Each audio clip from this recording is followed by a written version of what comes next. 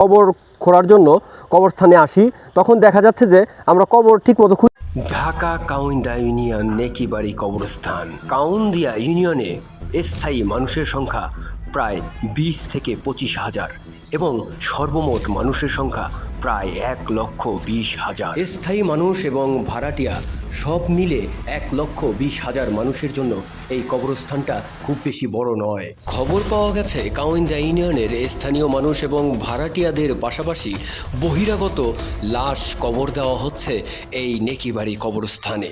এই কবরস্থানকে ঘিরেই কিন্তু আমার অল্প কিছু কথা আছে। কথাগুলো আপনারা একটু মনোযোগ সহকারে শুনবেন এবং আপনাদের যদি কোনো পরামর্শ থাকে সেই পরামর্শগুলো অবশ্যই কমেন্ট বক্সে দিবেন। তো আমি আমার কথা শুরু করছি। আমি সর্বপ্রথমেই মূল যে কথাটা বলবো সেই কথাটা হচ্ছে যে আমাদের এই কাউন্দিয়া ইউনিয়নের যে কবরস্থান আছে, এই কবরস্থানে আমাদের ইউনিয়নের মানুষের কবর দেওয়ার পাশাপাশি কিন্তু বহিরাগত অনেক কবর দেওয়া হচ্ছে। যেমন ধরেন যে আমাদের ইউনিয়নটা কিন্তু চতুর্দিকে নদী, আমরা সবাই তো জানি। এখন নদীর ওই পার থেকে যদি কিছু অপরিচিত মানুষকে আমাদের এই ইউনিয়নে এনে কবরস্থ করা হয়, এক্ষেত্রে কিন্তু আমাদের এই ইউনিয়নবাসীর কিন্তু অনেক একটা সমস্যার সম্মুখীন হতে হয়। যেমন সমস্যাগুলো হচ্ছে যে আমাদের এই ইউনিয়নে যখন কোনো ব্যক্তি মারা যায়, আমাদের আত্মীয় স্বজন পাড়া প্রতিবেশী যখন মারা যায়, যখন আমরা কবর খোঁড়ার জন্য কবরস্থানে আসি, তখন দেখা যাচ্ছে যে আমরা কবর ঠিকমতো খুঁজে পাচ্ছি না।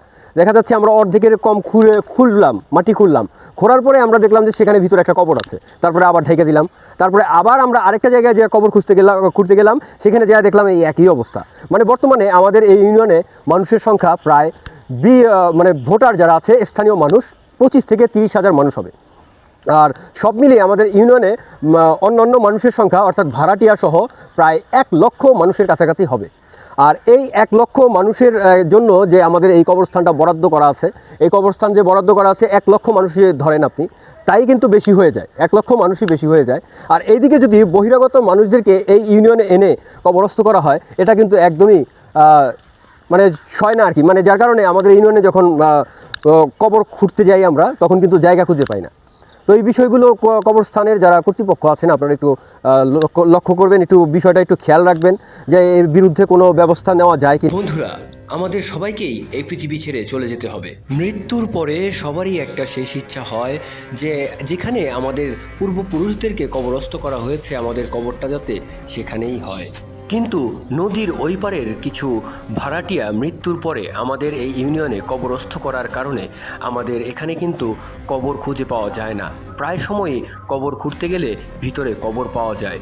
ঢাকা কাউন্দিয়া ইউনিয়ন নেকিবাড়ি কবরস্থানের কর্তৃপক্ষ যারা আছেন তাদের কাছে একটি অনুরোধ থাকবে, আপনারা অবশ্যই এই বিষয়টা খেয়াল রাখবেন যাতে বহিরাগত লাশ এখানে কবরস্থ করার কারণে আমাদের এখানকার স্থানীয় মানুষের কবর দেওয়ার জায়গা সংকটে না পড়ে। ইনশাআল্লাহ বন্ধুরা, যারা এতক্ষণ পর্যন্ত আমার ভিডিওটির সাথে ছিলেন আপনাদের সবাইকে অনেক অনেক ধন্যবাদ। আসসালামু আলাইকুম ওয়া রাহমাতুল্লাহ।